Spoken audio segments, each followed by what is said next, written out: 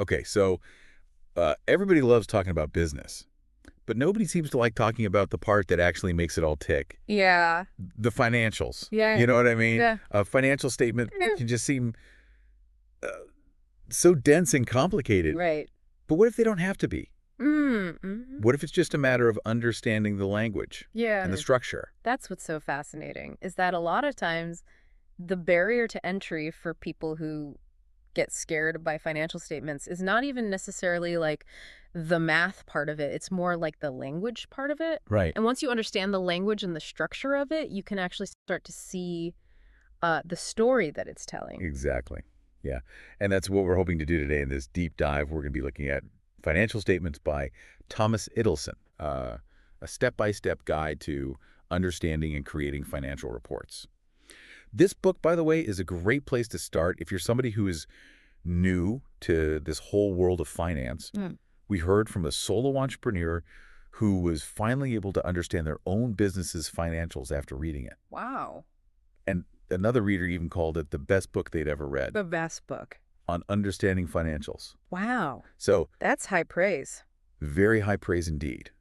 So our goal today is to really extract those key insights from Idelson's guide and hopefully give you that shortcut to really an understanding of these essential financial concepts without you having to slog through all the detail. Absolutely, because whether you're an entrepreneur, an investor, or just somebody who wants to better understand how businesses work, Right. having that solid grasp of financial statements can be a real game changer. Yeah, absolutely.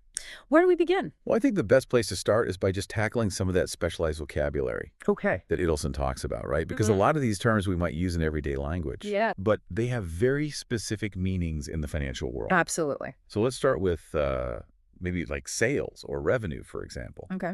These terms often get used interchangeably, Mm-hmm. but they refer to the top line of the income statement, Right. which essentially means it's the total amount of money a company brings in from its core operations. It's really like the starting point of the story. Exactly. Like, how much money did you actually bring in the door? Right. And then you've got profits or earnings or income. Hmm. These terms also pretty much mean the same thing.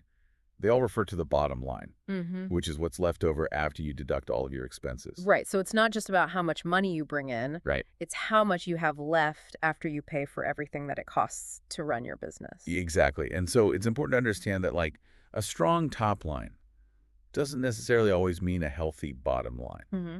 Right? You could have a lot of revenue coming in, Mm-hmm. but if your expenses are equally high, Yeah. then your profits could be very slim or even non-existent. Exactly. And that's a crucial distinction to make right from the start. Yeah, and then another distinction that's important, especially for businesses that sell physical goods, Okay. is the difference between sales Mm-hmm. and orders. Right. Because you might have a lot of people who are interested in your product and place orders, Yeah, but that doesn't necessarily translate to actual sales. right.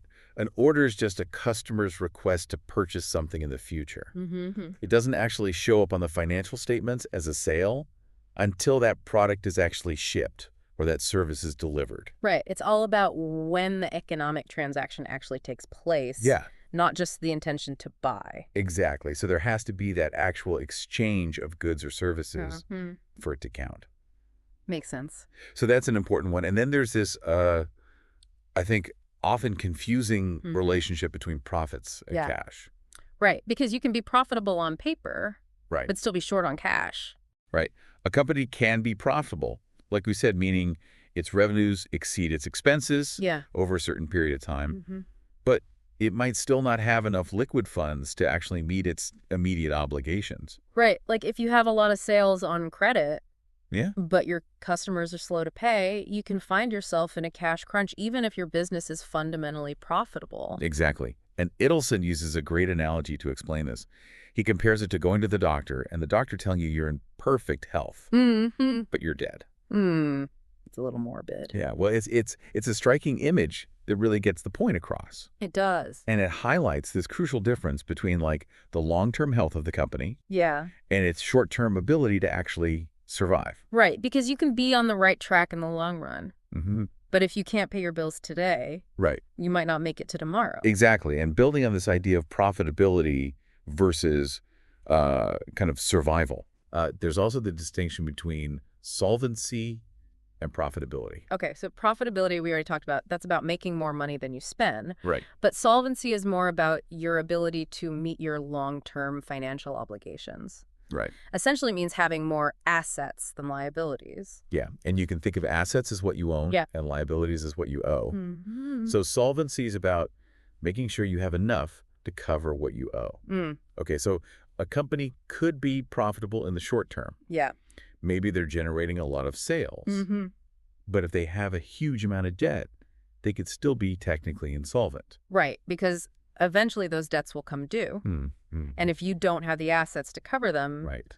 you're in trouble. You're in big trouble. And then one more distinction on the cost side Okay. that Idelson clarifies is the difference between costs and expenses Mm-hmm. and expenditures. Okay, so this can be a little tricky Yeah. because the words get thrown around a lot. Right. But they have specific meanings in accounting. Right. A cost or an expense is incurred when a company uses resources to generate revenue. Okay. So like the cost of the materials used to make a product Mm-hmm. or the salaries of the employees who are producing it. Right, those are all costs or expenses. An expenditure, on the other hand, Mm-hmm. is the actual outflow of cash when you pay for those resources. Okay, so it's the difference between owing money Yeah, and actually paying it. exactly. So you might incur an expense in one period. Mm-hmm. Mm-hmm. Let's say you receive a shipment of materials in January, Yeah. but you don't actually pay for them until February. Mm-hmm. So the expense is recorded in January, Yeah. but the expenditure happens in February. Okay, so the timing can be different. Exactly. Yeah. Yeah, and that's especially important when you're using accrual accounting, which we'll get to a little bit later. Sounds good. So now that we have at least a basic understanding of some of the vocabulary, Mm-hmm. let's turn to the three main financial statements. Okay, let's do it. And how about we start with the balance sheet? All right, the balance sheet. What is the balance sheet all about? So the balance sheet, it's like a snapshot Hmm. of a company's financial position at a specific point in time. Okay. So it's not telling a story over time. Yeah. It's saying, as of this date, Right. here's what the company owns, here's what it owes, and here's what's left over for the owners. Okay, so it's kind of like a picture Exactly. of their financial health. Exactly. It's like if you were to freeze frame a movie Right. and just look at one frame, that's the balance sheet. I like that. Okay, so what are the main components of this snapshot? Well, the balance sheet is based on this fundamental equation Mhm. that assets are equal to liabilities plus equity. Okay. Assets are what the company owns. Right. Things like cash inventory, equipment, buildings. Mhm. Liabilities are what the company owes to others. Yep. So things like loans, accounts, payable, salaries, payable. Mhm. And then equity is the difference between those two. It represents the owner's stake in the company. So if you subtract what they owe from what they own, Mm-hmm. whatever's left over is the equity. Exactly. And that's what the owners get to keep if the company is liquidated or sold. Okay, so it's kind of like their net worth in a way. Exactly. Okay, cool. So that's the balance sheet in a nutshell. Yeah. Now, what about the income statement? Okay, the income statement, Sometimes also called the profit and loss statement, or P&L for short. P&L, right? What does that tell us? So unlike the balance sheet, which is like a snapshot in time, Mm-hmm. the income statement reports on a company's financial performance over a specific period of time, Okay. like a month, a quarter, or a year. Mm-hmm. So it's kind of like a story. Yeah. It's showing how the company did. Right. It shows you the company's revenues, Mm-hmm. which is the money it earned from its operations. Yeah. And it shows you the expenses, which are Mhm. the costs it incurred to generate those revenues. Right. And then by subtracting the expenses from the revenues, you get the net income or net loss for the period. Okay, so it's basically showing, did the company make money or lose money Exactly. over that period? Yeah. Yeah. Okay, and then the third major statement is the cash flow statement. Right. The cash flow statement. What does that track? So the cash flow statement focuses specifically on the movement of cash both into and out of the company. Okay, so we're not just talking about profits here. We're talking about actual dollars. Exactly, because remember, a company can be profitable but still have cash flow problems. Right, like we talked about earlier. Exactly. Okay, so how does the cash flow statement break down these cash movements? It categorizes them into three main activities: operating activities, Okay. investing activities, and financing activities. Okay, so tell me a little bit about each of those. Okay, so operating activities are those that are related to the normal day-to-day running of the business. Okay. So things like cash received from customers, Mm-hmm. cash paid to suppliers, Right. cash paid for salaries and wages, things No. like that. Okay, so basically the core business functions. Exactly. What about investing activities? Investing activities relate to the purchase and sale of long-term assets. Okay. So things like buying or selling property, plant, and equipment, Mm-hmm. or investing in other companies. Okay. So this section shows you how the company is using its cash for long-term growth. Okay, and finally, financing activities. Financing activities deal with how the company raises and repays its capital. Okay. So this includes cash flows from issuing or repurchasing stock, Mm-hmm. borrowing or repaying loans, Yeah. and paying dividends to shareholders. So this is about how the company is financing its operations. Exactly. Okay, so we've got these three statements: the balance sheet, the income statement, and the cash flow statement. Mm-hmm. And they all tell a different part of the company's financial story. And importantly, they're not isolated from each other. Right. How do they connect?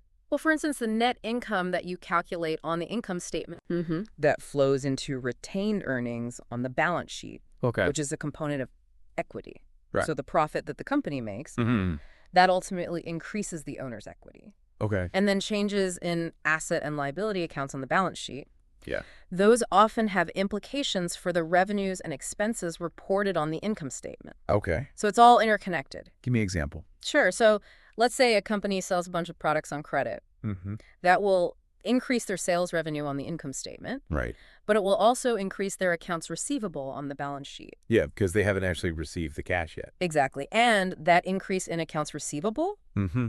that will also affect the cash flow statement. Right, because it means less cash coming in the door in that period. Exactly. So you can see how a single transaction Mm-hmm. can have ripple effects across all three statements. Yeah, it really is a system, right? It is. Okay, so now let's talk about the different accounting bases that Idelson discusses. Okay. Cash basis versus accrual basis. Mm-hmm. We touched on this a little bit earlier when we were talking about profits versus cash. Yeah. But let's dive a little deeper into the core difference between how these two methods record transactions. Okay, so the fundamental difference is in the timing of when you recognize revenues and expenses Okay. under the cash basis of accounting. Mm-hmm. You only record revenue when you actually receive the cash. Okay. And you only record expenses when you actually pay the cash out. Okay, so it's very straightforward. It's like a simple check register. Yeah, like a cookie jar. Exactly. Money goes in when you get it, money goes out when you spend it. So that seems pretty simple. Why wouldn't everyone just use that? Well, it works for very small businesses, Mhm. especially those that don't have a lot of inventory or complex transactions. Right. But for most businesses, accrual accounting is the standard. Okay, so what's different about accrual accounting? Accrual accounting recognizes revenues when they are earned, Okay. regardless of when the cash is received. Okay. And it recognizes expenses when they are incurred, Mm-hmm. regardless of when the cash is paid.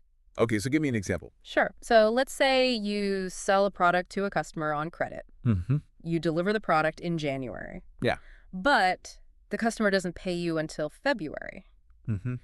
Under the cash basis of accounting, you wouldn't record the revenue until February. Right, when you get the cash. Exactly. But under accrual accounting, Mm-hmm. you would record the revenue in January. Right, because that's when you earned it, Mm-hmm. even though you haven't received the cash yet. Okay, and what about expenses? Same idea. Hmm. Let's say you receive a utility bill in December. Yeah. But you don't actually pay it until January. Mm-hmm. Under cash basis, you'd record the expense in January. Right. But under accrual basis, you'd record it in December Mm-hmm. because that's when you incurred the expense. Okay, so accrual accounting is more about matching the revenues and expenses. It tries to give you a more accurate picture Hmm. of the company's financial performance. Okay, so it's not just about when the cash changes hands. Right. It's about when the economic activity actually takes place. Exactly. Okay, so that's accrual accounting in a nutshell. In a nutshell. And Idelson makes it very clear that for most businesses, especially those with inventory, using accrual accounting is not just a good idea.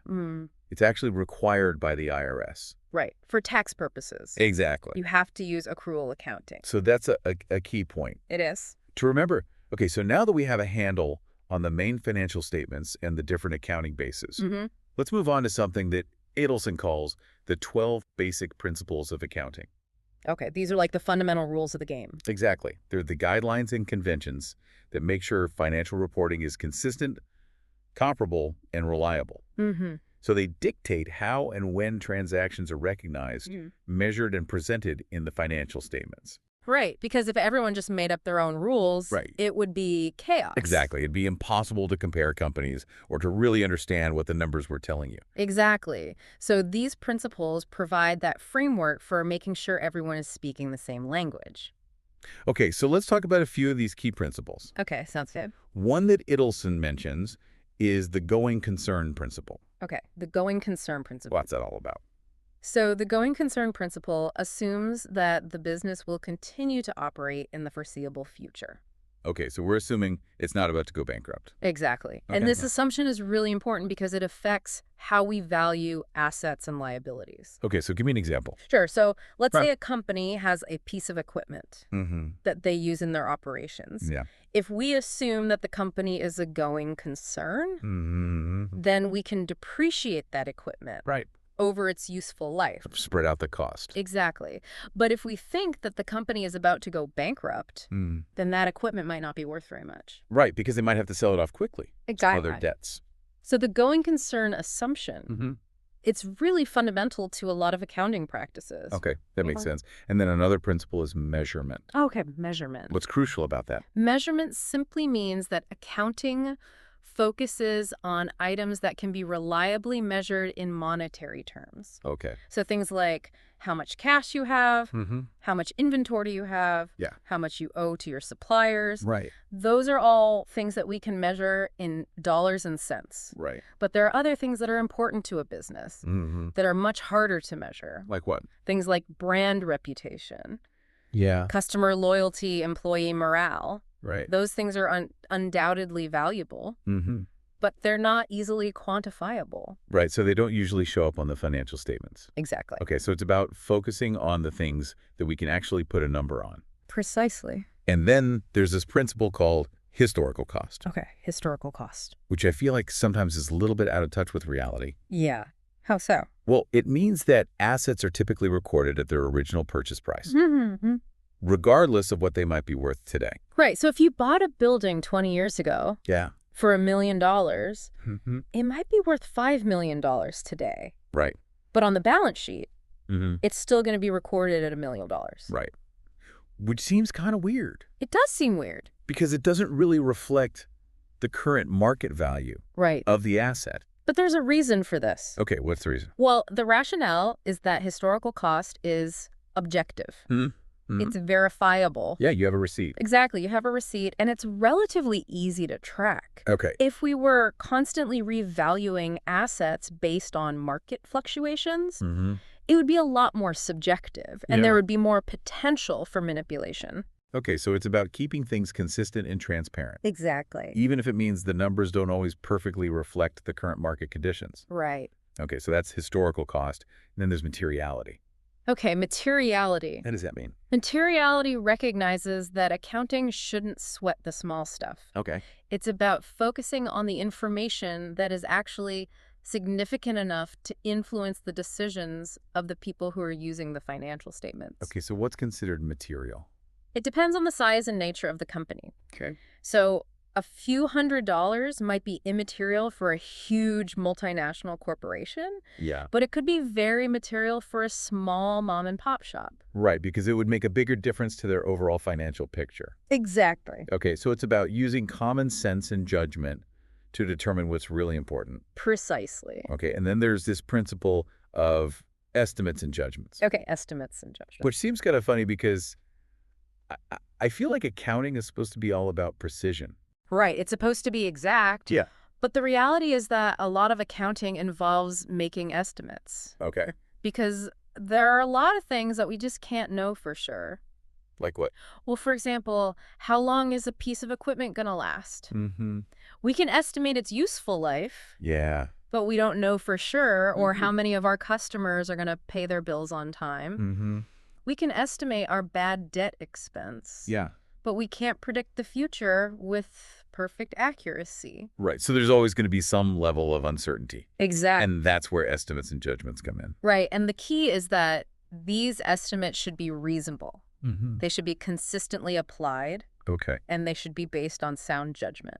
Okay, so it's about making the best educated guesses that we can. Precisely. And then there's substance over form. Okay, substance over form. What does that mean? Substance over form means that we should look beyond the legal structure of a transaction and focus on its economic reality.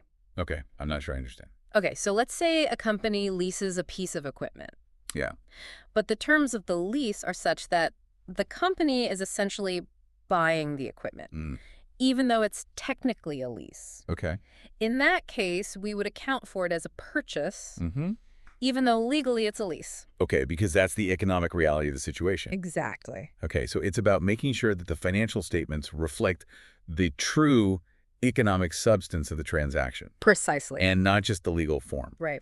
And finally, let's revisit the accrual basis principle. Okay, accrual basis. In light of this broader discussion of principles, what's its role here? So the accrual basis principle, it reinforces this idea that we talked about earlier of recognizing revenues when they're earned Right. and expenses when they're incurred, Yeah. regardless of when the cash actually changes hands. Okay. And this principle is really important for matching efforts and results within a specific accounting period. Okay, so it's about giving us a more accurate picture of the company's performance Exactly. in that period. It helps us see the true profitability of the business. Okay, so that's accrual basis. In a nutshell. Again, now we also mentioned GAAP and FASB earlier. Can you just remind us briefly what their roles are? Sure. So GAAP stands for Generally Accepted Accounting Principles. Okay. And it's basically the set of rules, standards, and procedures that companies in the United States have to follow when they're preparing their financial statements. Okay, so it's like the rule book Exactly. for financial reporting. And then FASB, which is the Financial Accounting Standards Board, Mm-hmm. they're the ones who develop and issue those GAAP standards. Okay, so they're like the lawmakers of the accounting world. Exactly. And they're the ones who decide how things should be done. Right. They're constantly working to improve and update the standards. Okay, so GAAP is the framework, Mm-hmm. and FASB is the body that creates and updates that framework. Okay, good to know now to make all of these principles a little more tangible. Idelson uses a hypothetical company Okay. called Appleseed Enterprises, Inc. Appleseed Enterprises. They make applesauce. Okay. I like it. And he walks us through a series of transactions to show how these concepts actually play out in practice. Right, because it's one thing to understand the principles in theory, Yeah, but it's another to see how they're applied in real-world situations. absolutely. So let's look at a few key transactions Yeah. and how they impact the three financial statements. Oh, okay, sounds good. Let's start with something simple. Appleseeds sells 150,000 shares of common stock at $10 per share. Okay. How does this affect their financials? All right, so selling stock, this brings cash into the company. So on the balance sheet, Yeah. Appleseed's cash account is going to increase by $1.5 million. Okay. That's 150,000 shares times $10 per share. Right. And at the same time, the shareholders' equity section of the balance sheet, that's also going to increase by the same amount. Okay, so cash goes up, Yeah, equity goes up. right. And how is it reflected on the cash flow statement? On the cash flow statement, Mm. this cash inflow, Yeah. it's classified as a financing activity. Okay, because it's related to how the company is raising capital. Exactly. Okay, so that's a pretty straightforward transaction. Yeah. Now let's look at an operating expense. Okay. Let's say Appleseed pays its first month's salaries. Okay, so when Appleseed pays salaries, Mm-hmm. this is recognized as a wage expense Okay. on the income statement. Yeah. Which reduces the company's net income. Right, because expenses come out of revenue. Exactly. Okay, and what about the actual cash payment? The cash payment, Mhm. that reduces the cash balance on the balance sheet. Okay, so cash goes down. Mm-hmm. And on the cash flow statement, Yeah. this is recorded as a cash outflow from operating activities Okay, because it's yeah. related to the normal day-to-day running of the business. Okay, so an expense hits both the income statement and the cash flow statement. Exactly. Okay, now let's say Appleseed needs to borrow some money to purchase a building. Yeah. So they take out a $1 million loan with a 10-year mortgage. Okay, so borrowing money, Mm-hmm. that increases Appleseed's cash balance. Right. So on the balance sheet, Yeah. the cash account goes up by $1 million, Mm-hmm. but at the same time, Yeah. a liability account is also created. Ooh. In this case, it would be long-term debt, Mhm. or more specifically, mortgage payable. Okay. And that also increases by $1 million. So cash goes up, but so does their debt. Exactly. And how is this reflected on the cash flow statement? On the cash flow statement, this is recorded as a cash inflow from financing activities. Okay, because it's related to how the company is financing its operations. Exactly. Okay, so that's how borrowing money impacts the statements. Hmm. Now, let's say they actually use some of that borrowed cash to buy the building. Okay. And let's say the building costs $1.5 million. All right, so paying cash for the building, Mm-hmm. that reduces Appleseed's cash account by Mhm. $1.5 million. Okay. But they now own a building, Mm-hmm. which is a long-term asset, Right. also known as property, plant, and equipment, or PP&E. PP&E. Right. So on the balance sheet, Yep. we reduce the cash account, Mm-hmm. and we increase a new asset account for the building, host speaker.